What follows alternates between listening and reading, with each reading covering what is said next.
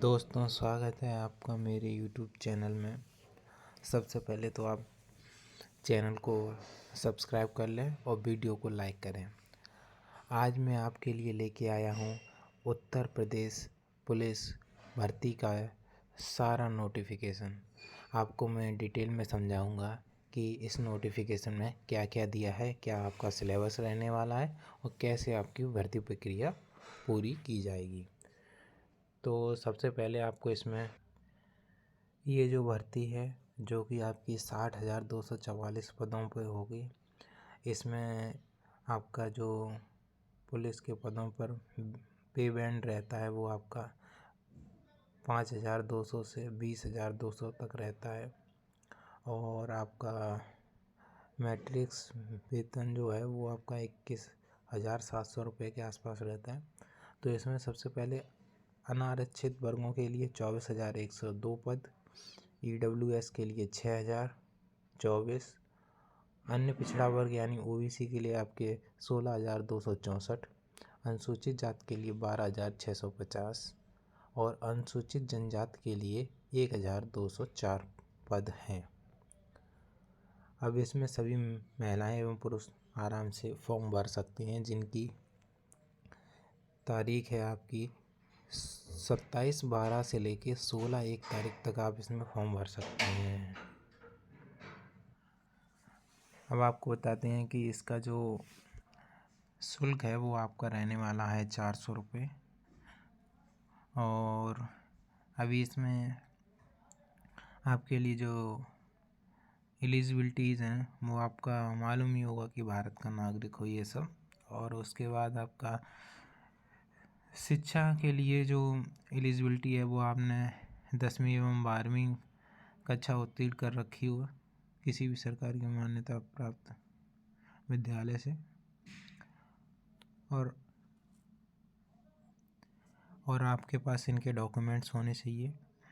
और इसमें एक अन्य बात ये दी गई है कि जो प्रेफरेंस दिया जाएगा वो आपका किसी के पास अगर O लेवल का कोर्स है तो उसे, या फिर आपने प्रादेशिक सेना में 2 वर्ष की सेवा दी हो, या आपका NCC का भी प्रमाण पत्र होना चाहिए, तो आपको इसमें प्रेफरेंस दिया जाएगा। आयु सीमा की बात करें तो इसमें आयु सीमा आपकी 1/7/2023 को 18 वर्ष आयु प्राप्त कर ली हो और 22 वर्ष की आयु ना प्राप्त की हो, अर्थात कि जिसकी उम्र 18 से 22 के बीच है वो फॉर्म भर सकते हैं।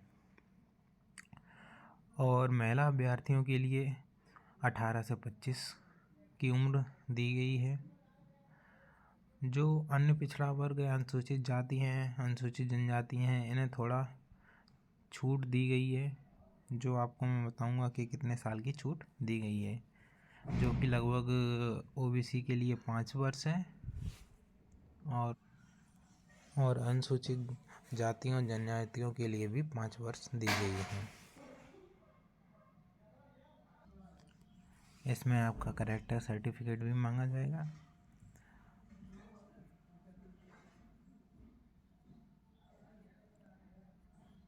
उसके बाद आ जाती हैं आपकी शारीरिक दक्षता और स्वास्थ्य, मतलब आपको कोई भी बीमारी ऐसी ना हो जिससे आप अपना ड्यूटी ना कर सकें।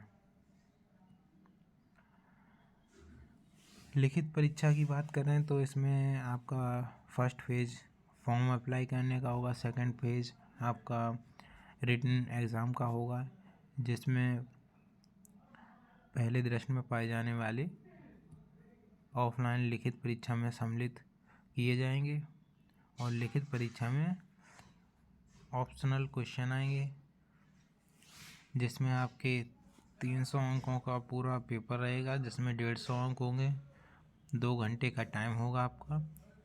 और आपके 4 विषय होंगे, सामान्य ज्ञान होगा, सामान्य हिंदी होगा, संख्यात्मक एवं मानसिक योग्यता होगी, मानसिक अभिरुचि, बुद्धिलब्ध और तार्किक क्षमता।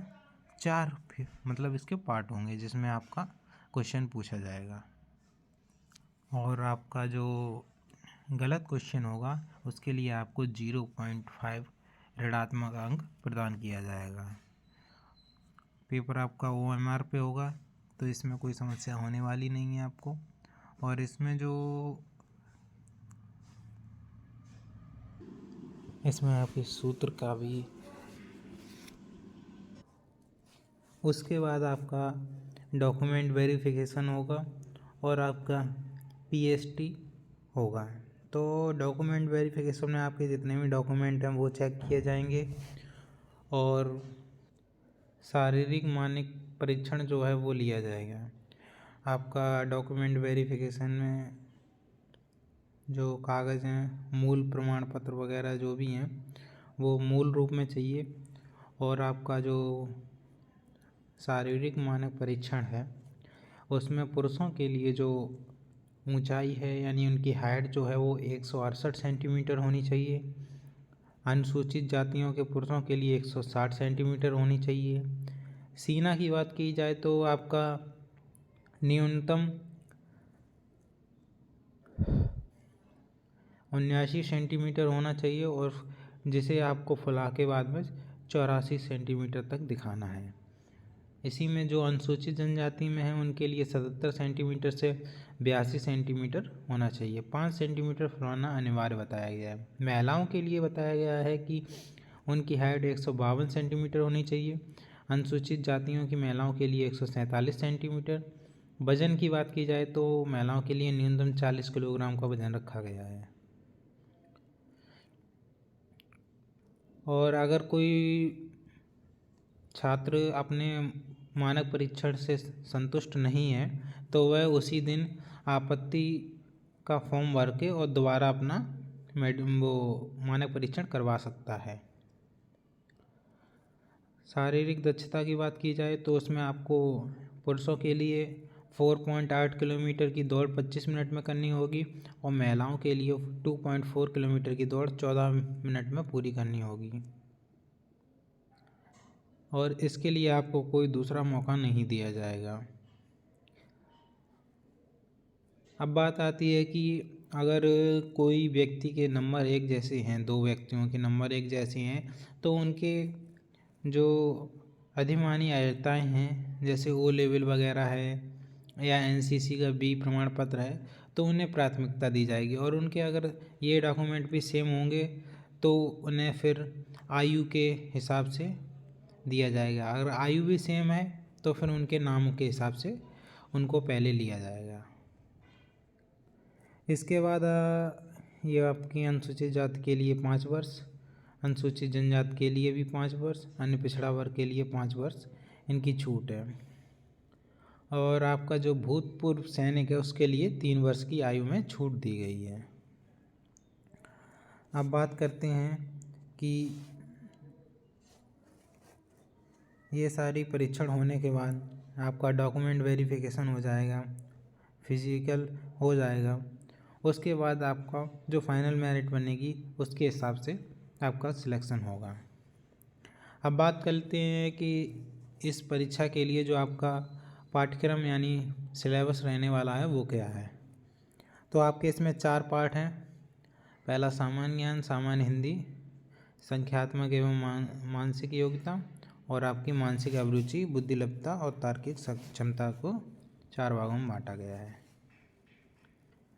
आपका सबसे पहले जो सामान्य ज्ञान है इसमें सामान्य विज्ञान, भारत का इतिहास, भारतीय संविधान, अर्थव्यवस्था, संस्कृत, कृषि, वाणिज्य, व्यापार, इस तरह के तमाम जो भी